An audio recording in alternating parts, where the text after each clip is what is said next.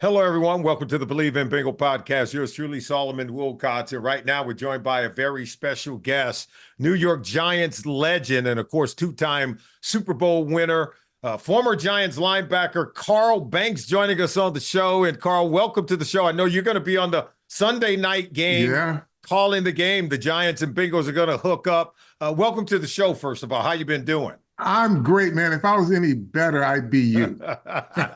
Oh no, man, you're doing great, and always admire the work that you do, and obviously we admired your career as a player. Look, you're gonna get a firsthand glimpse of this Cincinnati Bengals Mhm. team, and if someone would have said that when these two teams were gonna meet on Sunday night, that the Giants would have the better record than the Cincinnati Bengals, what would your impression have been at that time? Well, as the preseason paper predictions come out, Yeah, the Cincinnati Bengals were in another stratosphere. They were, mentioned with, and they still will be, mentioned with the Kansas City Chiefs of the world because that's yeah, where they are. And there was very low expectations for the Giants, obviously.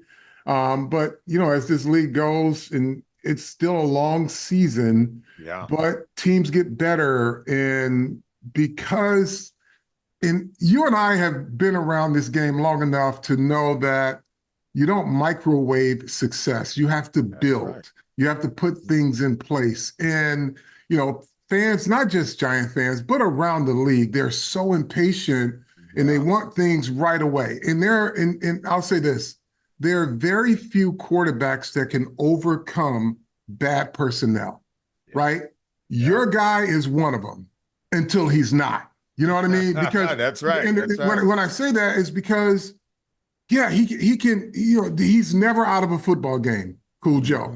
Yeah. But you just look at the injuries, right? Those Mhm. injuries don't come from Joe Burrow taking on a linebacker 10 yards down the field. That's right. You understand? So Yeah. these things take place. And so the Giants were able to get their offensive line somewhat fortified. And now you can see a quarterback who's operating the offense with a heck of a lot more confidence. And so, it's going to be a fun game to watch. But it's, Joe Burrow is what this NFL is all about right now. He's just a class act. And like I said, they're never out of any game. Yeah. So they're not dead until the clock hits zero because he can just light it up, him and those receivers. Yeah. When you see the Cincinnati Bengals offense, I want to ask you what comes to mind. They're ranked second in the NFL, Carl, right now, scoring on 53% of their offensive possessions. They're scoring at a very high rate. They're getting Yeah. points on the board, led by a franchise quarterback. But I think the 1-4 record tells you that you need more than just a franchise quarterback these days. Well, you do. And you got a franchise wide receiver, Yeah. and you got a second wide receiver who's just underneath that. But yeah, you gotta fortify your defense. So it's who has the ball last most of the time when you Yeah. have these types of teams, and their defense has to be able to hold the rope until Joe could get back out there. But Mhm. when you can score points in this league, your win-loss record will be in your favor, because it's points are hard to come by in the NFL, and you guys seem to make it look easy. Well, last week, I tell you, it was the Giants defense that made it look easy. They showed up big time in a week 5 game out on the West Coast Mhm. against the Seattle Seahawks, who has a formidable offense themselves. Mhm. But the Giants defense showed up 7 sacks in that game. Guys like Dexter Lawrence and Kayvon Thibodeau and Brian Burns, they really had it going. So how do you see them performing on Sunday night against the Bengals offense? Well, my theme with this Giant team all year has been your best players have to be your best players, no matter who the opponent is. Mhm. I think the challenge for this Giant defense is they have, with the exception of Adoree Jackson, they have maximum experience, 2 years in their defensive backfield. And Yeah, that's Deontay Banks, right? yeah, The that's other right. kids, the other kids are playing for the first time, right? And so they're experiencing growing pains now. But they've been able to keep these young kids focused, and you could see what they did against Metcalf and Lockett, but it's a different animal. Jamar Chase is different, man. I mean, Sure he's is. never covered. He's never down. I mean, you hit him, he bounces, and these breaking tackles by wide receivers, you get a couple extra yards. This guy looks to score. If you don't get him to the ground, he's hitting the second gear, and he's just going to try to outrun everybody. So this is a different challenge. And I think what the Giants have is some familiarity. Shane Bowen faced Joe Burrow when he was with the Titans, right? That's right. They thought that one was over with until it wasn't, right? Until it wasn't. It wasn't. Yeah. Brian Daboll with the Buffalo Bills has faced Joe Burrow in the Cincinnati Bengals. So there is familiarity, but both of those, these coaches can, put up the caution flag and say, hey, look, this is a different team. We've had them on the ropes many times in our other lives, and couldn't get it done. So they are, I'm sure, on high alert in terms of their attention to detail. But I think if the Giants' offensive line can hold up, they will have some production on the offensive side of the ball, and the receivers have to hold on to footballs because missing opportunities in a game against the Cincinnati Bengals just won't cut it. They were able to, because their defense played so well against Cincinnati, that they were able to overcome, and the offense scored their share of points, but it was still a close game. That won't happen against Cincinnati if you're not taking advantage of your opportunities, because this guy is instant offense, man. He's fun to watch. We've seen him, He sure is. And again, we've played a lot of football in this league, and we played in an era with some really, really great quarterbacks, right? Yes, absolutely. So we know what it's like to be on the field with this type of talent, and you just kind of hold your breath. It's like, yo, this dude, man, we are not going to stop him. We got to figure out how to stop some other parts of what he's doing.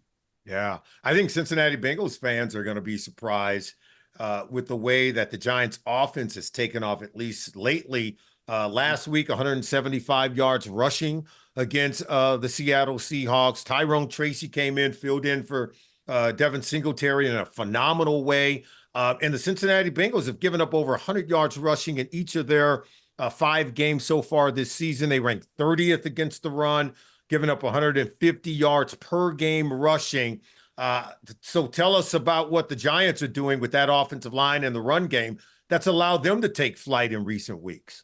Well, they're connected. They're well connected. I think Tyrone Tracy gives them juice. Devin Singletary is a very disciplined runner, and he keeps the trains on the tracks and keep them running on schedule. Tracy's a little more dynamic in terms of his pass catching abilities, because he was a wide receiver up until his senior year in college, and then he switched to running back. And so they utilize him as both pass catcher and runner. But the thing about teams that give up a lot of yards in the run game, they don't go into the game saying, okay, we're going to have to concede this. That's right. That's right. They're putting up a fight. Right. A few weeks ago, the Dallas Cowboys came in giving up. They were just getting run through. The Giants couldn't find daylight.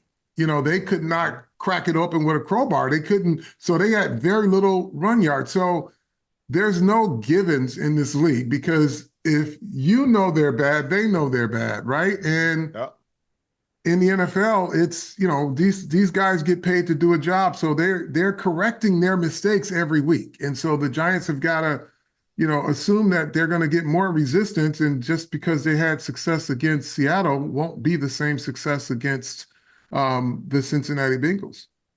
Well, I would be remiss if I didn't talk to you about the LSU talent that's going to be on the field. Oh boy, yeah. At MetLife Stadium on Sunday night.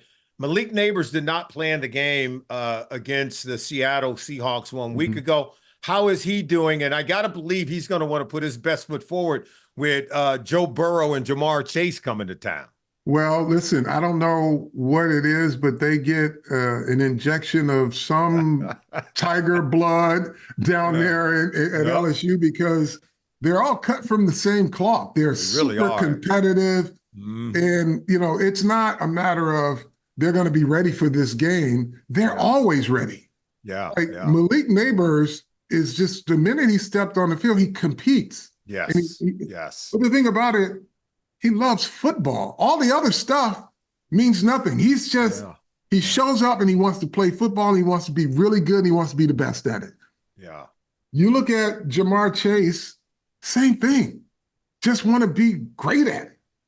And the quarterback speaks for himself, right? He's generational. So this, it's just, I don't know if they're injecting tiger blood or whatever it is down there in Louisiana, but it's going to be fun to watch. And they won't go, neither one of these kids will go out of their way to try to make a statement. They're just going to do what they naturally do. They'll just do it. That's right. We're just spectators at this point.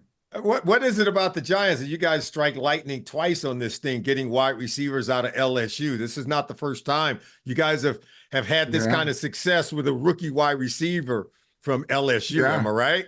You had Odell Beckham, who kind of started the process. Now, there were a few guys before him, but Odell was kind of the guy. Him and elite. And then Landry was with him coming out. And then people started to pay attention because remember, it was kind of the Alabama guys, the Julio Jones and all of those guys. Yeah. And all of a sudden, LSU said, hold my beer. We got a few guys over here. And people now are just locked in. And listen, I don't think you've missed. People have not missed on LSU wide receivers because it's something about what they do. They have a work ethic. Their habits are all good. They don't have bad habits coming into the league. So they kind of know what's expected of them as professional football players, and they hit the ground running. Super competitive. Justin Jefferson's just another one of those guys. Now they're starting to make a name for themselves at the quarterback position. And both guys were transfers, right? Joe Burrow came from Ohio State to LSU, and now Jaden Daniels that left Arizona State and won a Heisman when he got to LSU. So you just have to admire the talent that they're producing and how they come into our league ready to play at this level. Carl Banks, you're the best, my friend. Wish you all the best on the call on Sunday night, Giants versus Cincinnati Bengals, in a game that a lot of people are going to be paying attention to. All the best to you. One last thing before we let you go. Daniel Jones, man, tell me, what are we getting from Daniel Jones in this Sunday night game? Well, as long as his offensive line is complimentary, he's going to operate the offense. I don't know if he's going to go above the X's and O's, but he's going to execute the X's and O's. All right. All the best to you, Carl. Thank you for joining us here on the Bleav in Bengal podcast. We'll be back right after this.